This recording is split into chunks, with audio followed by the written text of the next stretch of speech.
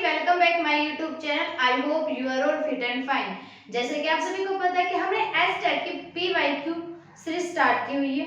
I hope आपके जितने doubts हैं वो क्लियर हो भी रहे होंगे। साथ साथ फिर भी कोई डाउट रहता है तो कमेंट सेक्शन में जरूर बताना कि आपके क्या क्या डाउट है। तो आज भी हम क्या करेंगे, प्रीवियस ईयर क्वेश्चन को सोल्व करते हुए चलेंगे, बिकॉज पीवाईक्यू लगाने बहुत ज्यादा जरूरी है ताकि आप लोगों को पता चल जाए कि एक्चुअली में एसटेट टीजीटी मैथ में किस तरह के क्वेश्चन आते हैं। पीवाईक्यू अगर आपको पता चल गया कि भाई इस टाइप के क्वेश्चन आ रहे हैं तो आप इजीली क्या है सोल्व कर पाओगे और आप लोगों को पैटर्न भी पता चल जाएगा कि भाई इस टॉपिक में से इस तरह से क्वेश्चन बनते हैं। तो फालतू चीजें पढ़ने की जरूरत नहीं पड़ेगी, क्योंकि जैसे कि आप सभी को पता है कि एसटेट का जो एग्जाम है वो 12 नवंबर और 30 नवंबर को होने वाला है।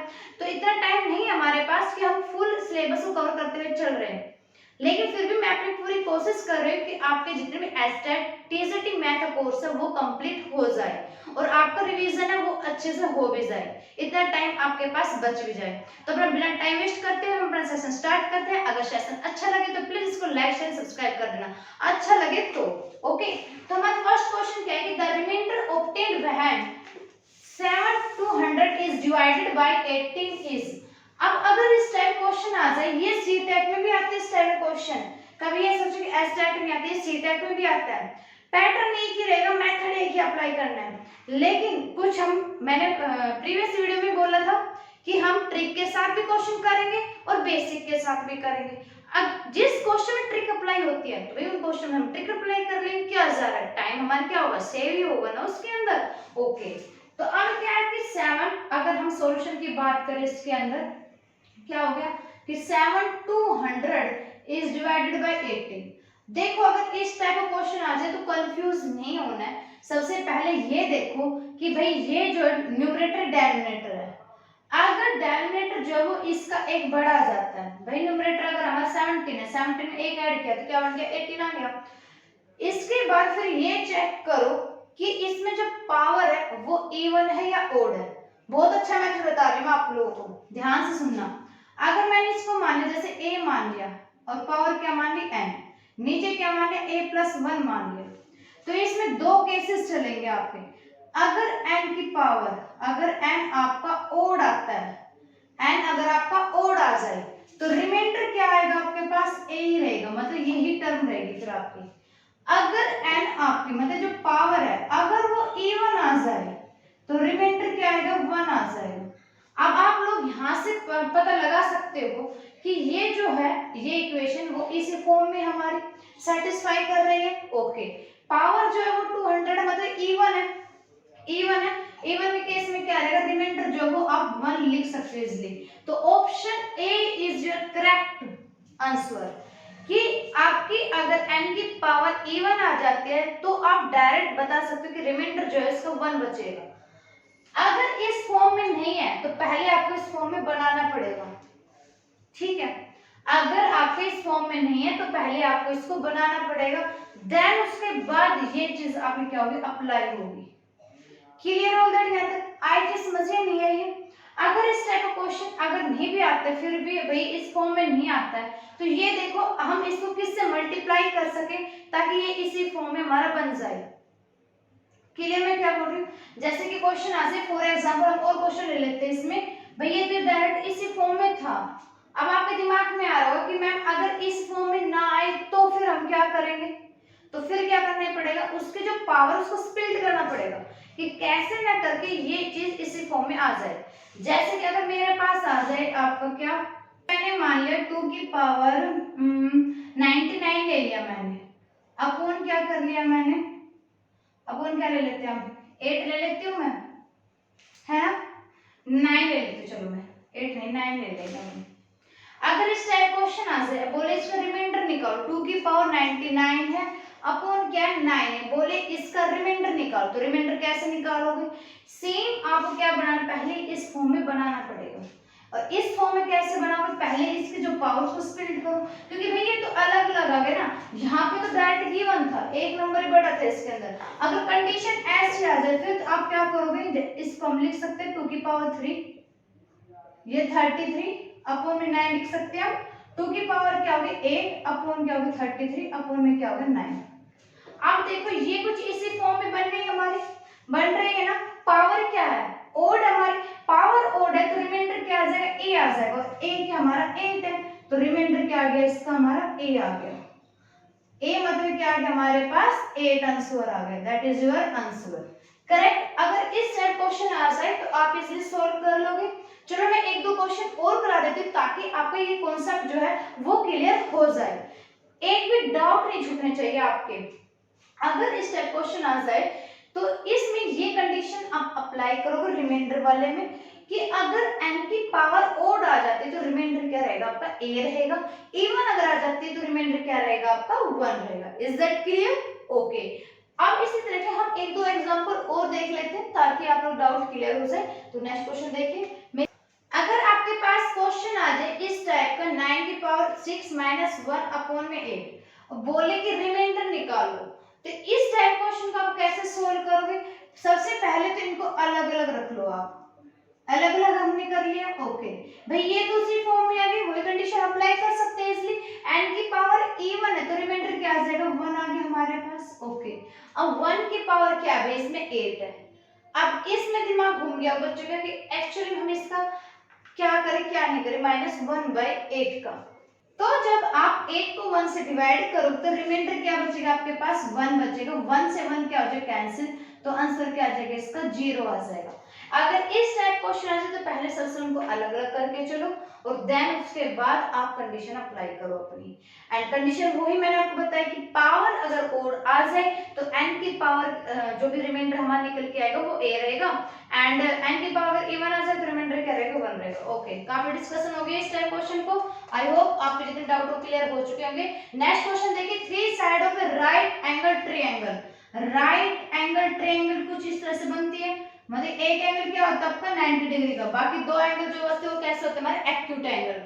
बेस जो है उसमें देखा आ रहा है ratio 7:24:25 if the perimeter of a triangle is 112 centimeter।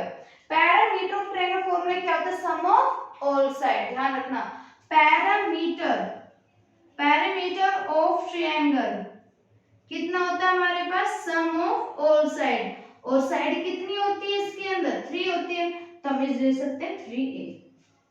The length of the hypotenuse, हमें इसकी लेंथ बतानी है, इसकी लेंथ बतानी है हमें एक्चुअल में। ये हाइपोटेन्यूज है भाई, राइट एंगल की जस्ट सामने वाली जो साइड होती है वो क्या होती है हमारी हाइपोटेन्यूज होती है ना हमारी, और ये क्या हो गया परपेंडिकुलर हो गया हमारा, और ये क्या हो गया हमारा बेस हो गया। अब देखो क्वेश्चन कैसे करोगे, सबसे पहले देखो 7:24:25 का रेशियो गिवन है।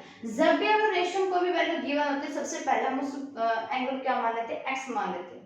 x मान लिया हमने, x कर लिया हमने, तो ये हो गया 7x, ये हो गया 24x और ये हो गया 25x, हो गया हमारे पास।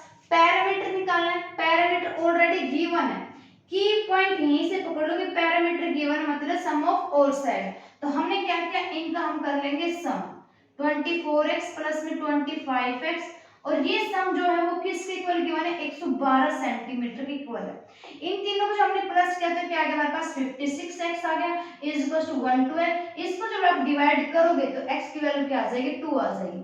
अब इसने हमें बोला हाइपोटेन्यूज बताओ, हाइपोटेन्यूज क्या होते हैं जो लॉन्गेस्ट साइड होते हैं हमारी, और लॉन्गेस्ट इन सब में सबसे लॉन्गेस्ट कौन सी है हमारा 25, लार्जेस्ट नंबर 25 है ना हमारा, तो 25x है, तो x की वैल्यू आप 2 पुट कर लोगे इसलिए तो क्या आ जाएगा हमारे पास 50 सेंटीमीटर। तो हाइपोटेन्यूज कितने आ गए भाई 50 centimetre, option C is the correct answer. Okay अगर इसमें हाइपोटेन्यूज की जगह ये बोलते परपेंडिकुलर बताओ, परपेंडिकुलर कितना होगा 24, तो सेम एज 24 को आप 2 से मल्टीप्लाई कर देते तो क्या आ जाता है 48 सेंटीमीटर। बोलते हैं बेस निकालो, तो बेस में क्या हो गया 7x, तो x की वैल्यू 2 है, 7 2 कितना हो गया 40 सेंटीमीटर।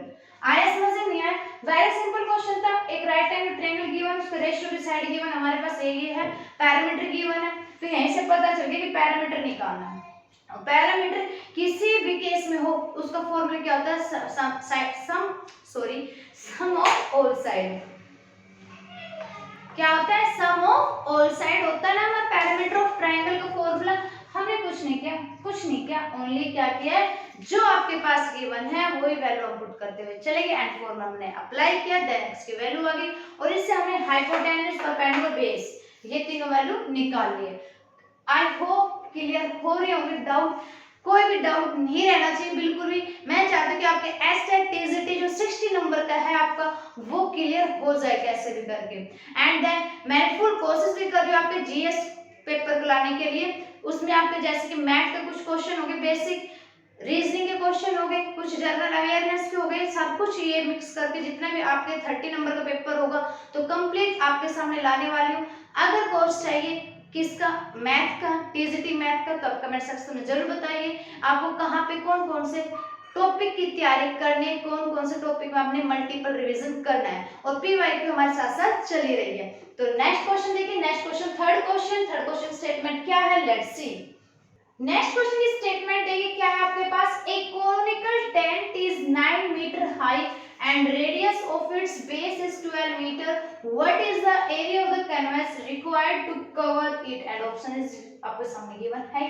देखो कौन गिवन है, कौन आप एक आइसक्रीम खाते होगे, आप लोग खाते हो नहीं खाते हो, कुछ इस शेप का होता है, उसमें जो रेडियस है वो रेडियस भाई सर्कल की तो क्या होगा डायमीटर, और रेडियस क्या हो जाएगी इसकी हाफ, यहाँ से लेके यहाँ तक क्या होगी रेडियस, और जो रेडियस है वो भाई गिवन हमारी कितनी 12 मीटर। ओके, एंड इसकी जो हाइट गिवन है वो कितनी गिवन है 12 सॉरी 9 मीटर हाइट गिवन है इसकी, कितनी गिवन है 9 मीटर हाइट गिवन, ध्यान रखना क्या गिवन हमारे पास 9 मीटर।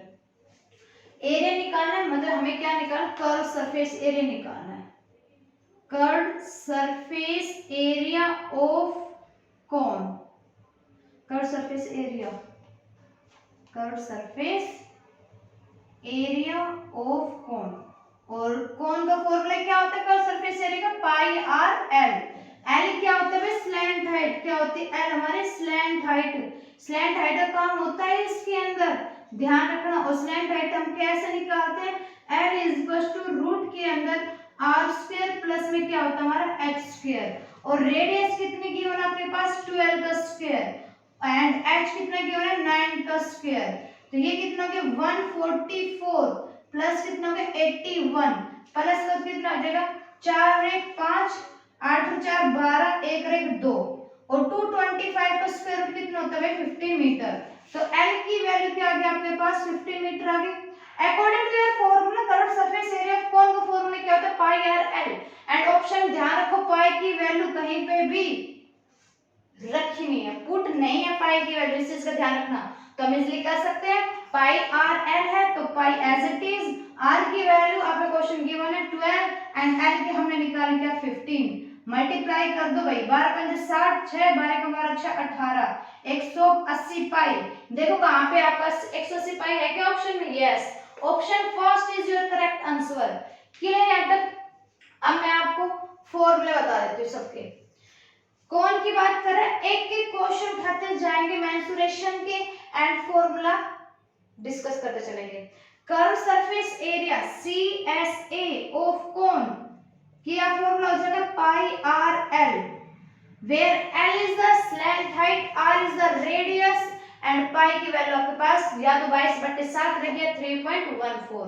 देन आपके पास आता है टोटल सरफेस एरिया किसका कोन का, उसका फॉर्मूला क्या होता है आपके पास pi are l plus pi r square, या आप लिख सकते हो pi r common l plus r, ये होगा total surface area of cone. एक एक चीज को ध्यान से समझते हुए चलना क्योंकि ये जो चीज है वेरी इंपॉर्टेंट चीज है, एक क्वेश्चन पक्का देखने को मिलेगा ही मिलेगा कोन का।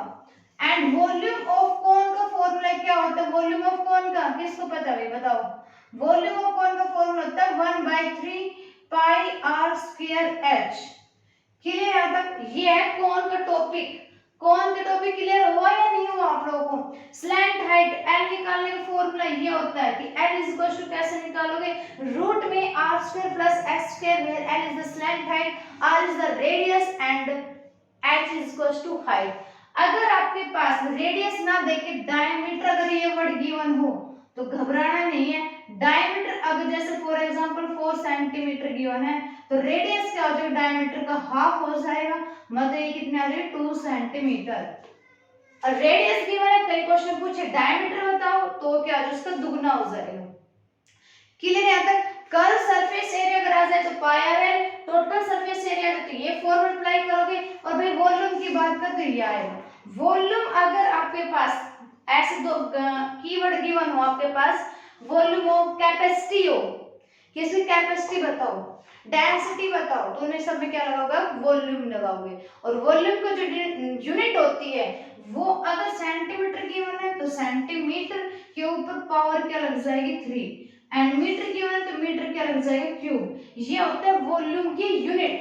एरिया गिवन है तो centimetre square and metre square.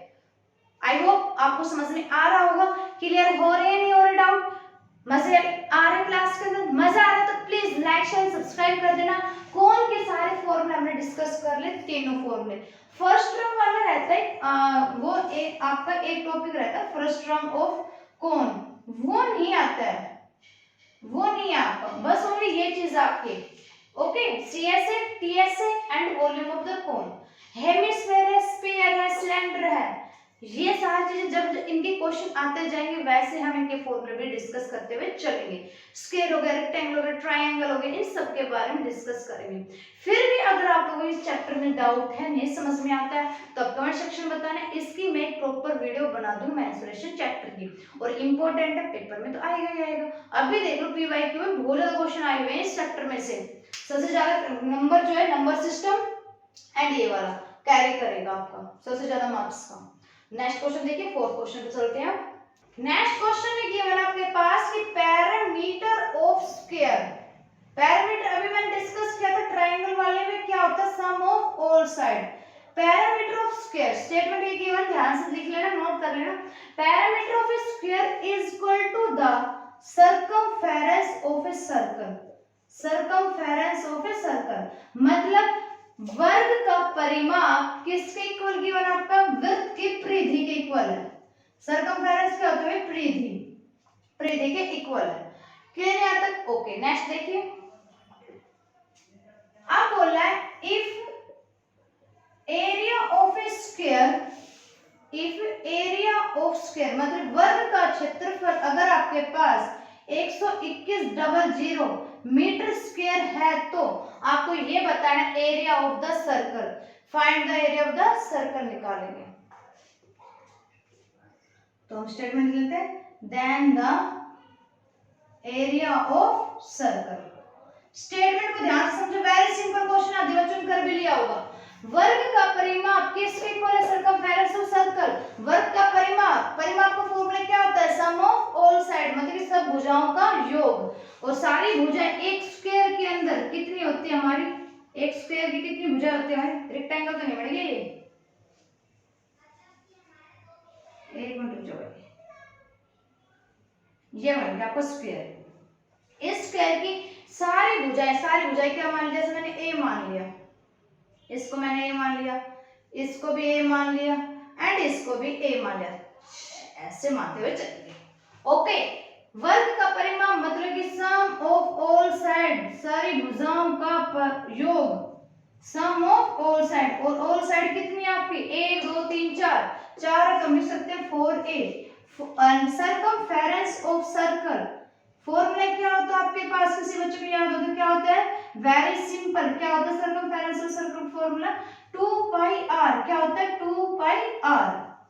अब बोला कि 4a इज इक्वल टू क्या है 2 पाई r, ये चीज आपकी गिवन है। नेक्स्ट लाइन पढ़िए, if area of a square, area of square कितना गिवन है भैया आपके पास, एरिया ऑफ स्क्वायर कितना गिवन है आपके पास 121.00 metre square. Area square formula क्या होता है भाई, साइड मल्टीप्लाई साइड होता है, साइड मल्टीप्लाई साइड, सारी भुजाएं समान होती है इसमें, तो ये हो गया हमारे पास ए स्क्वायर, साइड क्या मान लिया हमने ए स्क्वायर हो गया, लिख सकते हैं इज इक्वल टू 121.00। स्क्वायर निकालो तो इसके ऊपर क्या लग जाएगा स्क्वायर रूट, और भाई इसका स्क्वायर रूट, ये तो 2 जीरो आपके पास, तो ये लग गए सिंगल जीरो। 121 से क्या होता है 11, तो ए की वैल्यू क्या आ गई आपके पास 110 मीटर आ गई, आगे आपके पास साइड क्या आ गई 110 मीटर। ओके, अब इसमें पुट करोगे आप तो ये हो गया 4a, ए की वैल्यू कितना है 110 is equal to 2 multiply 22/7 multiply क्या हो गया r, क्रॉस मल्टीप्लाई करोगे तो ये होगी 4 गुणा 110 मल्टीप्लाई 7 अपॉन 2 मल्टीप्लाई कितना होगा 22 इज इक्वल टू क्या हो गया r। भाई एरिया ऑफ सर्कल जब भी निकलेगा आपके पास रेडियस होगी, जब रेडियस ही नहीं तो एरिया ऑफ सर्कल निकालो कैसे, नहीं निकाल सकते ना हम, इसलिए तो ये हो गया 2 दूनी 4, ये हो गया 11, 11 से ये काट दिया हमने 10 और बस r की वैल्यू कितना है कि हमारे पास 70 आ चुकी है। आगे ना 70 हमारे पास एरिया ऑफ सर्कल क्या होता है पाई आर स्क्वायर, तो pi r square 22/7 multiply r की वैल्यू 70 मल्टीप्लाई क्या हो गया 70 कैंसिल हो गया ओके 22/7 154 दो 0 लगा दी, एरिया निकाल तो सेंटीमीटर स्क्वायर आ गया। वेरी सिंपल क्वेश्चन था। स्क्वायर को बोला कि एक वर्ग का परिमाप जो है वो वृत्त की परिधि के इक्वल है। फिर बोला है अगर हम इसका एरिया निकालते हैं किसका सर्कल का, अब सर्कल का एरिया निकालना तो हमें रेडियस चाहिए, रेडियस कैसे निकलेगी इस फॉर्मूले से निकलेगी। अगर आपको स्टेटमेंट समझ में आ गया ना तो आप चुटकियों में ऐसे कर लोगे क्वेश्चन को सोल्व, बट स्टेटमेंट को समझना बहुत ज्यादा जरूरी है। स्टेटमेंट समझ नहीं आएगी तो आप क्वेश्चन को इजीली सोल्व नहीं कर पाओगे। और साथ में फॉर्मूले भी, स्टेटमेंट में क्या करो जब फॉर्मूले नहीं आते तो फॉर्मूले का पता होना भी बहुत ज्यादा जरूरी है। Perimeter sum of all side, ठीक है। एंड अभी हमने डिस्कस किया एरिया ऑफ स्क्वायर क्या होता है साइड मल्टीप्लाई साइड, ठीक है। और क्या था सर्कल, सर्कल का सर्कमफेरेंस फॉर्मूला इसी में पुट हो गया और एरिया ऑफ सर्कल का भी इसी में पुट हो गया। तो फॉर्मूले नोट डाउन करते जाना। हमने किस किस के फॉर्मूले डिस्कस कर लिए, कौन के कर लिए तीनों ओके, स्क्वायर के हो गए सर्कल के हो गए, ठीक है। एक एक टॉप क्वेश्चन उठाते जाएंगे और उसके जितने भी टॉप क्वेश्चन है जो जो उस कंडीशन को अप्लाई कर रहे हैं हम सब कुछ सोल्व करते हुए चलेंगे। टोटल क्लियर हो जाए। नेक्स्ट क्वेश्चन देखिए। नेक्स्ट क्वेश्चन अगर आपके पास आ जाए मतलब भी आया हुआ है ये, ठीक है, मतलब आ जाए नहीं आया हुआ क्वेश्चन ये x + 1/x = p है, बोले then find the value of किसका निकालो x² + 1/x² का निकालो। तो कैसे निकालो, यहां से पता चल जाएगा आपको। अगर स्क्वायर पूछा है तो स्क्वायर फॉर्मूला, क्यूब पूछा है तो क्यूब का फॉर्मूला ओके। अगर यहाँ पे स्क्वायर पूछा है तो स्क्वायरिंग ऑन बोथ साइड, क्या करोगे आप squaring on both side, squaring on both side जो आपने किया तो क्या हुआ x + 1/x का होल स्क्वायर = p²। भाई a + b का फॉर्मूला क्या होता है होल स्क्वायर का a² + b² + 2ab। तो a तो क्या हो गया x का स्क्वायर प्लस b का स्क्वायर क्या हो गया 1/x² plus 2ab 2 × x × 1/x क्या हो गया p²। x से x कैंसिल हो गया 2 1 2 ओके। तो x² + 1/x², यही वैल्यू निकालनी थी ना, आ गई ना हमारे पास ओके। 2 प्लस है इस साइड क्या हो जाएगा माइनस, तो p² माइनस में 2। Very simple question. इस टाइप क्वेश्चन में आपको पेंसिल उठाने की जरूरत नहीं है पेपर के अंदर, डायरेक्ट देखो और आंसर को टिक लगाओ। ऑप्शन गिवन रहेंगे आप लोग इजीली कर लोगे। नेक्स्ट क्वेश्चन देखिए। अगर आपके पास नेक्स्ट क्वेश्चन फिफ्थ क्वेश्चन अगर आ जाए 2/10 प्लस 2/1000 माइनस 2/100 प्लस 2/10,000 10,000, ठीक है। सबसे पहले क्या करोगे, पॉइंटों में क्या हो इसका ऑप्शन है, तो सबसे पहले पॉइंटों में कन्वर्ट कर लीजिए फटाफट जल्दी, ठीक है ना, सही जा रहे हैं ओके। 0.0002 3 2 5 3 अच्छा 2 2 4 4 0 है तो ये 0 हटा दो यहाँ से, लो हटा दिया हमने। तो प्लस कर दो इनको 0.2 0.002 0.00002 2202.0 माइनस करना 0.02 को माइनस करना है तो क्या होगा 2 2 10 में से हो गया 8 1 0 पॉइंट कितना आंसर है तक आया समझ में आया। नेक्स्ट क्वेश्चन देखिए। नेक्स्ट क्वेश्चन किस तरह का क्वेश्चन आपका, ये नंबर सिस्टम के आगे क्वेश्चन ओके। नेक्स्ट क्वेश्चन इसी में यहाँ पे कर देते हैं हम। नेक्स्ट क्वेश्चन इसने बोल रहा है, नेक्स्ट क्वेश्चन क्या आया पेपर में भाई कि sum of all prime number between 70 and 100 के बीच में जितने भी प्राइम नंबर लाई करते हैं उन सबका सम निकालो। प्राइम नंबर क्या होता है? जो ओनली अपनी ही टेबल से डिवाइड हो। क्या होता है प्राइम नंबर? मतलब कि अभाज्य संख्या क्या होती है? जो ओनली अपने खुद की ही टेबल में आए। वन तो रहेगा, कॉमन फैक्टर वन तो रहेगा, साथ में वो अपनी ही टेबल में आना चाहिए और किसी की टेबल में वो नहीं आएगी, तो that is the prime number. अब 70 से लेकर 100 तक काउंट करते चलो आप। भाई सबसे पहले 71 है, किसी टेबल में आता है? नहीं आता है। 72 आता है, 73 नहीं आता है, 74 आता है, 75, 76, 77, 78, 79 नहीं आता है, 80, 81, 82, 83 नहीं आता है, ओके। 84, 85, 86, 87, 88, 89 एंड फिर क्या होगा आपके पास 90। 90 से लेके 100 तक के सारे क्या आपके प्राइम नंबर नहीं, कंपोजिट नंबर सारे के सारे है या नहीं? ओके। अब इन सब का कर दो सम। इन सब को सम कर लोगे ना आप लोग? भाई इन सब का सम करोगे आप तो आंसर क्या आ जाएगा? कर लो सम। 71 और 3 3 1 4 7 4 14, 79 प्लस किया 9 4 13, 7 4 11 12, 1 1 2, 83 को प्लस किया 3 3 6, 8 2 10, 2 1 3, 89 को प्लस किया 9 6 15, 8 1 9, 395। तो इनका जो सम वो किसके इक्वल आ गया? हमारा 395 के इक्वल है, 395। क्लियर है? ये सारे टीजीटी मैथ में आए हुए क्वेश्चन आपके क्लियर हो दैट? याद है? नेक्स्ट क्वेश्चन देखिए। नेक्स्ट क्वेश्चन आया था आपके पास, if x plus y plus z is equal to 0 है तो ये बताना है x cube plus y cube plus में जेड क्यूब। भाई ये नाइन्थ क्लास की एनसीईआरटी बुक का एज इट इज क्वेश्चन दिया हुआ है। एनसीईआरटी की जो आपकी नाइन्थ क्लास की बुक है उसमें जो सेकंड चैप्टर आपका पॉलिनोमियल गिवन है बिल्कुल एज इट इज वहां से क्वेश्चन उठाया एज इट इज। क्वेश्चन के अंदर गिवन है y, ये सब चीज गिवन है, ये बताने किसके इक्वल होता है। तो भाई ये जो कंडीशन लगती है वो ये लगती है हमारी, ठीक है, ये कंडीशन लगती है हमारी जो लगती है इस क्वेश्चन के अंदर। और ये जो चीज है ये अगर ये माइनस में इस साइड इक्वल के साइड जाएगी तो ये क्या हो जाएगा? प्लस का 3xy z के इक्वल हो जाएगा। ये as it is 9th class का मैथ का क्वेश्चन है ये, तो ये 3xy z के इक्वल हो जाएगा। किसके इक्वल हो जाएगा? 3xy z। क्वेश्चन ये गिवन है, इफ ये दे दिया, बोले ये बताइए किसके इक्वल है। ऑप्शन गिवन तो xyz, वो xyz 3xyz या 4xyz, तो 3xyz के इक्वल आ जाएगा। क्लियर है तक? ओके। नेक्स्ट क्वेश्चन देखिए। नेक्स्ट क्वेश्चन आपके पास जो है वो क्या है? प्लस मींस क्या? आपका ध्यान से देखना भाई statement. Multiply, divide means plus, multiply means minus and minus means divide। तो आपके पास जो स्टेटमेंट वो गिवन है 124 डिवाइड 32 माइनस 8 प्लस 2 मल्टीप्लाई 11, बोले इज इक्वल टू बताइए किसके इक्वल है।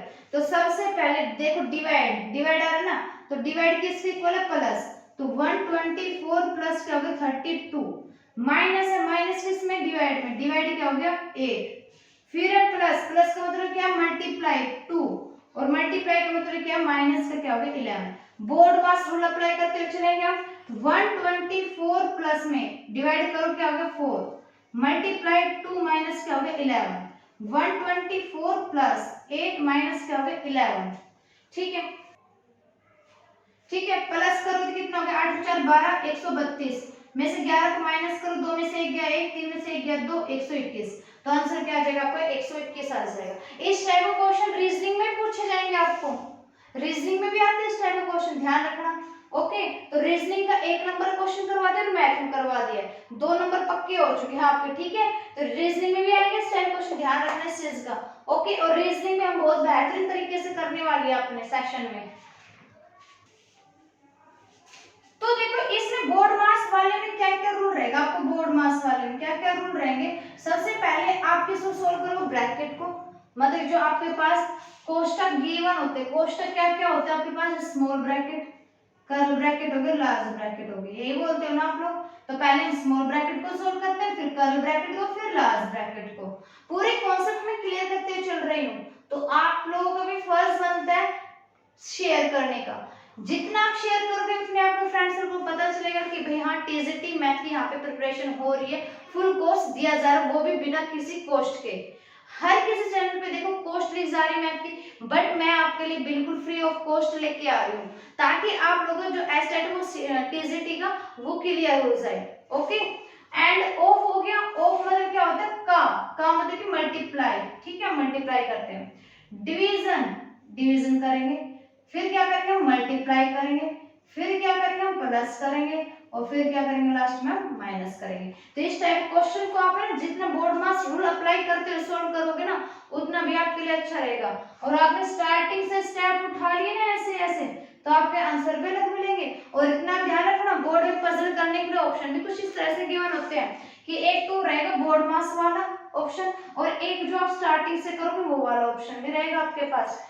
ऑप्शन वही करेक्ट होगा जो आपने बोर्ड मास रूल को फॉलो करते हुए आंसर निकाला है, वही आपका करेक्ट होगा। अदरवाइज अगर आपने किसी भी और मेथड से निकालोगे तो वो क्वेश्चन आपका रॉन्ग हो जाएगा। इसलिए मैंने हर क्वेश्चन के अंदर हर एक क्वेश्चन का एक एक टॉपिक क्लियर किया मैंने कि इस क्वेश्चन में ऐसे कंडीशन तो नहीं लगेगी तो ऐसे काम आएगी, ट्रिक के साथ भी और बेसिक के साथ भी।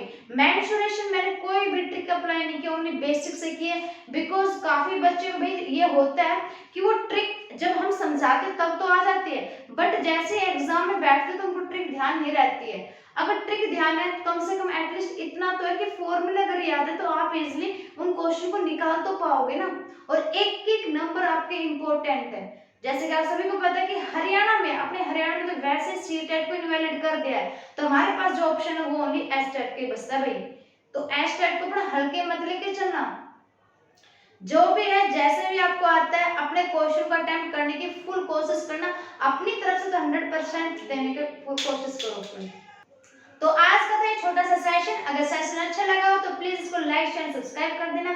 मिलते हैं एक नेक्स्ट वीडियो में। नेक्स्ट वीडियो भी हमारे पीवाईक्यू की रहने वाली है, और वीडियो अगर अच्छी लगे तो प्लीज इसको लाइक शेयर सब्सक्राइब भी कर देना, और साथ साथ अपने फ्रेंड के साथ शेयर जरूर करना, ताकि उन सभी को पता चल सके कि जो टीजीटी मैथ की फुल प्रिपरेशन चल रही है मान एकेडमी चैनल पर। तो मिलते हैं एक नेक्स्ट वीडियो के अंदर, और साथ में आपके सामने लेके भी आ रही हूँ जीएस की भी, जनरल स्टडीज की। यस, जनरल स्टडीज की मैं फुल तैयारी आपकी करवाने वाली हूँ, ताकि उसमें से आपके 30 नंबर जो पक्के हो जाएं। तो कमेंट में जरूर बताना किस किस को वीडियो अच्छी लगी है, और किस किस को क्या क्या डाउट आए किसी भी क्वेश्चन के अंदर। मिलते हैं नेक्स्ट वीडियो में, तब तक bye bye and have a nice day, and अपनी प्रिपरेशन कंटिन्यूटी बनाए रखो।